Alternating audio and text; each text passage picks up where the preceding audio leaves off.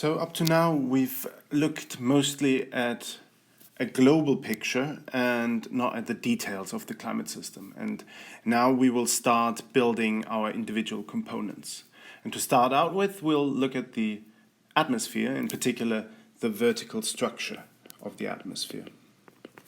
And to begin with, we need to talk about pressure. So the idea of pressure is that it is defined as force per unit area. And pressure acts the same in all directions, and that's quite an important concept, and we'll see a little bit later why. So first of all, the units of pressure, and whenever I put square brackets around something, I mean units of. Well, they are just the units of force per unit area. So force has units of Newton per meter squared.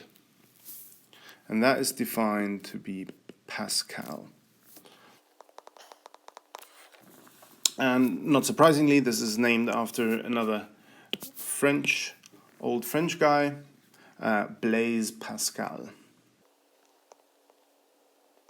He also lived in a time with clean-shaven face and long curly hair.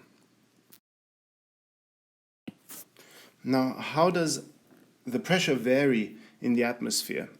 So let's think of like a column of air for a unit area surface. So here we have a piece of surface that's, let's say it's 1 square meter large, and we consider the column of air that sits on top of that.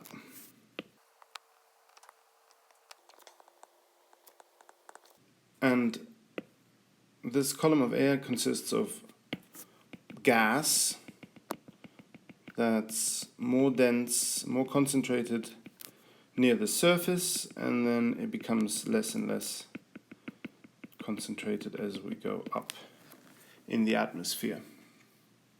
And so every section of this column of air has a weight that pushes it down. And so the force with which the atmosphere is pushing down onto the Earth is the height of the column times the density times the gravitational acceleration. So here, and then in this case, the pressure at the surface is the density of the air times the acceleration due to gravity times h, the height of the atmospheric column. And that is actually defined to be 1 atmosphere. That's the unit for atmospheric pressure. But I told you earlier, well, the units are actually pascals. So how do we get from atmosphere to Pascal? Well, it's a little annoying because the Pascal is defined differently, and so this actually corresponds 1 atmosphere. The pressure at the surface of the Earth is typically defined to be 1.013 times 10 to the 5 pascals. And 10 to the 5 Pascal is 1 bar.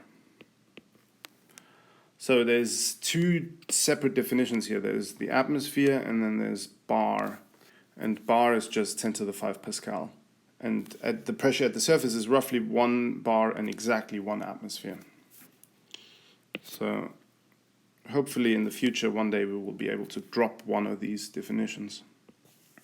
What's interesting is that this also corresponds roughly to 1 kilogram per centimeter squared. So if you look at the palm of your hand, you would have, I don't know, maybe 10 square centimeters, or 15 square centimeters is the surface of your palm. And so the pressure on your palm, because you have the entirety of the column of air of the atmosphere resting on top of it, is actually 15 kilograms pressing down on the palm of your hand. And that seems quite a lot. The reason why you're not constantly being squished by the weight of the atmosphere is because pressure acts in all directions. So the pressure that's on top of your palm is balanced by the pressure upward from underneath your palm. And so you don't actually feel the force acting. Okay, let's look at the change of pressure with height being z, in a little more detail. So let's zoom in to one section here of your atmospheric column. What would that look like? So we have at the top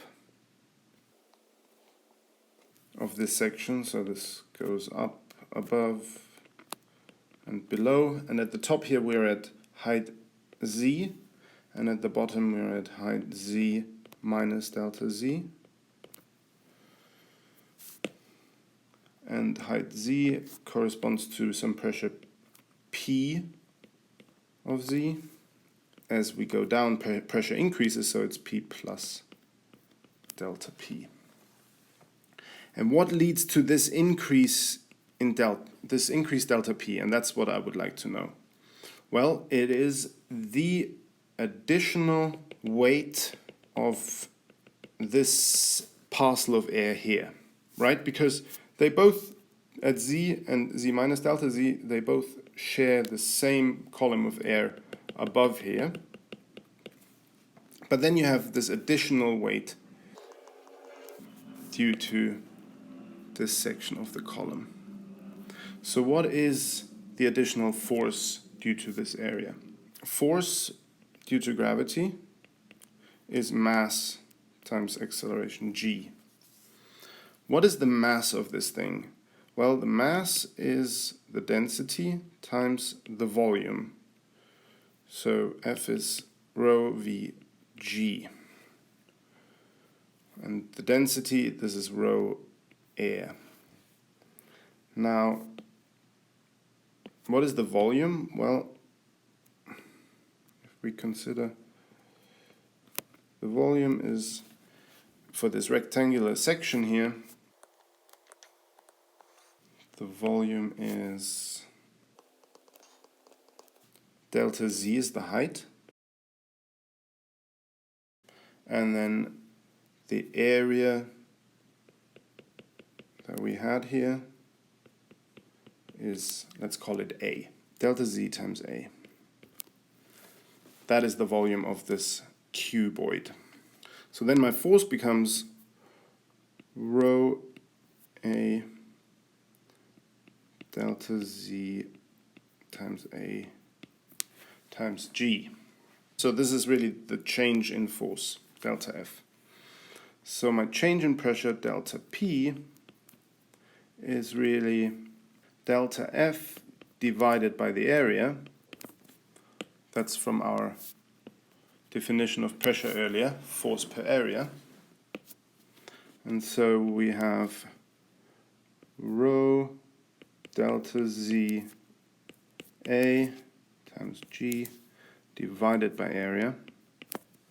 And you can see that the area cancels out.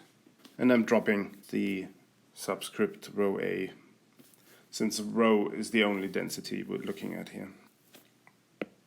And what I'm missing here is that this is minus, since I'm going minus delta z over here. So the change in pressure, delta P, is minus rho delta z times g. Now let's assume the simple case, most basic case, our density rho is constant. And then this equation, which is by the way known as the hydrostatic equation, gives us a very simple dependence of the pressure on the height. namely, let's say, the pressure at the surface when z is 0, P of z equals 0, we call that P0. So at some height z, our change in pressure going from the surface to that height z is P at z minus P0. That's the difference. And that is equal to minus rho g, and then the change in z, delta z, which is z minus 0. So we're left with Pz equals P0 minus rho g z.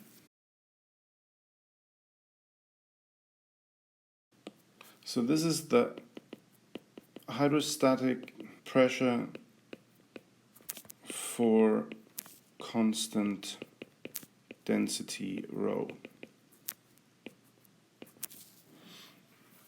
And that means, for example, if z is 0, then as expected, P of 0 is just P0.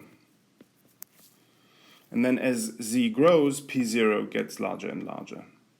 Yeah, so if z is 1 meter, then we would have P of 1 meter equal P0 minus rho g, and so on.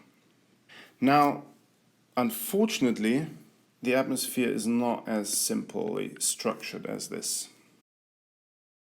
And what I mean by that is that rho actually changes. The density of your atmospheric column changes.